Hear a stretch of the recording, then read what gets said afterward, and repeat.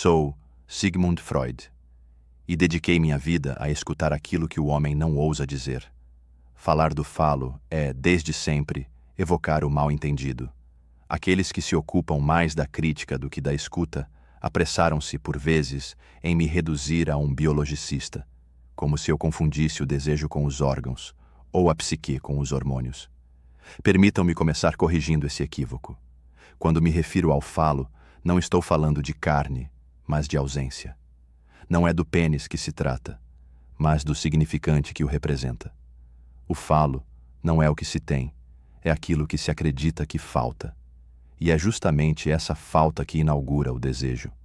A fase fálica não é, como alguns erroneamente interpretaram, a fase da genitália, do sexo ou da perversão. Ela é, sobretudo, a fase da pergunta. A criança, nesse momento, abandona o conforto do autoerotismo e mergulha na inquietação do olhar do outro. Pela primeira vez, ela se compara. E ao se comparar, descobre que há algo que talvez lhe falte, ou que lhe sobre. Mas o mais angustiante não é isso. O mais angustiante é perceber que o outro também deseja, e que esse desejo é opaco. A mãe, figura absoluta até então, aparece agora como alguém que quer, e esse querer não se dirige mais inteiramente à criança. A criança descobre, então, que a mãe deseja algo além dela. Talvez deseje o pai. Talvez deseje algo que a criança não pode dar. E é nesse momento que o falo se torna o centro de gravidade do desejo infantil. O falo aqui representa aquilo que supostamente satisfaria o desejo da mãe. A criança, então, deseja ser esse falo, ou possuí-lo, para manter-se no centro do amor materno. O problema é que esse lugar não é ocupável. É uma ilusão. Uma ilusão que marca profundamente a vida psíquica. Permitam-me ser claro. O desejo de ser o falo da mãe é o desejo de ser tudo para o outro. E isso, meus senhores, é a fantasia mais perigosa que o sujeito pode carregar. A criança, ao desejar ser o que falta à mãe, começa a entrar num campo de impossível, ser aquilo que fecharia a falta do outro. Mas o desejo do outro é irredutivelmente outro. Não se preenche, não se satisfaz, e é por isso que o falo, símbolo dessa falta, é inatingível. O menino olha para si e pensa, eu tenho. A menina olha para o outro e pensa, eu não tenho. Mas essa diferença não é anatômica, é simbólica. O menino teme perder. A menina acredita que perdeu. Mas o objeto dessa perda, esse algo que ninguém nunca teve completamente, é o falo enquanto significante. A criança aprende nesse momento que o desejo está condicionado à ausência, que desejar é sempre desejar aquilo que escapa. É por isso que essa fase é marcada por fantasias conscientes e intensas. A criança imagina que poderia ocupar esse lugar, que poderia ter esse objeto, que poderia, de alguma forma, restaurar a completude do outro. Mas a realidade, simbólica, a confronta. O pai aparece como aquele que já está nesse lugar. E por isso, ele se torna rival. É nesse ponto que o complexo de Édipo começa a se formar. Mas disso falaremos em nossa próxima aula. Por ora, voltemos à angústia da castração. O menino, ao perceber que a menina não tem, teme que ele também possa não ter. Que algo lhe seja retirado. Que o amor da mãe não seja suficiente para protegê-lo da perda. E assim nasce o medo. Um medo que não é apenas físico, mas ontológico. O medo de não ser desejado, de não ser completo, de não ser o bastante. A menina, por outro lado, ao perceber que não tem, elabora uma resposta defensiva. Quero ter. E se não posso ter, posso ao menos ser. Ser o que falta ao outro. Ser o objeto do desejo. Ser o que atrai o olhar. É aqui que se fundam muitas das formas que o feminino assumirá na estrutura psíquica, como representação, como enigma, como suplência. A inveja do pênis, como chamei, não é simples rivalidade anatômica, mas o reflexo de um lugar simbólico inacessível. A menina, muitas vezes, tentará conquistar esse lugar por meio da sedução, da identificação, da fantasia de completude. Mas ninguém o conquista. E é isso que o sujeito terá de aprender, que o falo não se possui, que ele é sempre do outro, do lugar do outro, que o desejo que nos habita é sempre desejo de algo que não está em nós, e que o outro também nos escapa. No consultório, percebi como essa ausência funda a estrutura de repetição do sintoma.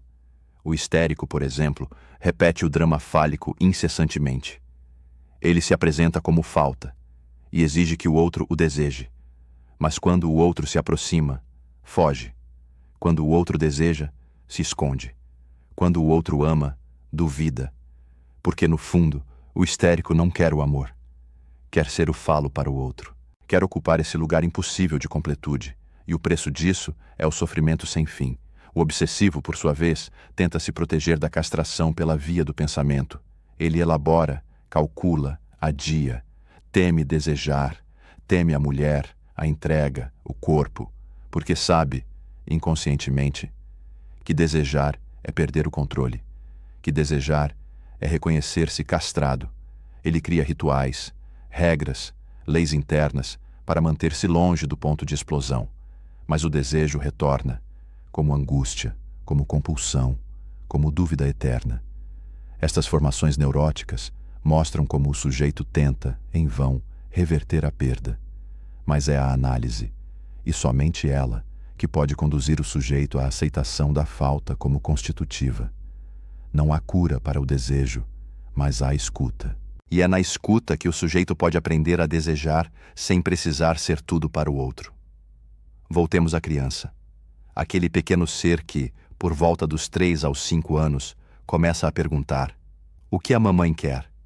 E essa pergunta é mais radical do que parece, porque ela implica outra: o que falta a ela?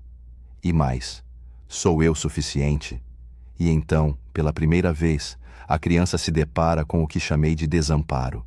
Não o desamparo físico do recém-nascido, mas o desamparo simbólico do sujeito diante do desejo do outro. O saber que nunca se é o bastante, que sempre se dependerá de algo que escapa, que o amor pode ser retirado, que o outro pode querer outra coisa. Esse é o nascimento do inconsciente. É aqui que as primeiras repressões se instalam. A criança recalca o desejo de ser o falo, de possuir o falo, de eliminar o rival. E esses desejos, uma vez recalcados, passam a operar subterraneamente, como força que retorna, distorcida, em sonhos, sintomas e lapsos. O desejo nunca desaparece. Ele se disfarça. Meus senhores, essa fase tão precoce, tão silenciosa, é também a mais determinante. Tudo o que virá depois, os complexos, os sintomas, os traumas, terá passado por este momento. O momento em que a criança descobre que o amor não é garantido, que a mãe não é plena, que o pai impõe uma lei, que há uma ordem que a excede, que o desejo é maior que ela e que, para viver, terá de renunciar. E aqui reside a função estruturante da castração, não como mutilação, mas como separação simbólica. A castração introduz o sujeito na cultura, na linguagem, na temporalidade. Ela é o preço da entrada no campo do outro. E sem ela, não há sujeito, apenas gozo mortífero. Portanto, ao falar do falo, falo da falta. E ao falar da falta, falo do humano. Pois o que nos define não é o que temos, mas o que nos falta. E desejar, afinal, é apenas outra forma de lembrar-se de que algo sempre nos escapa.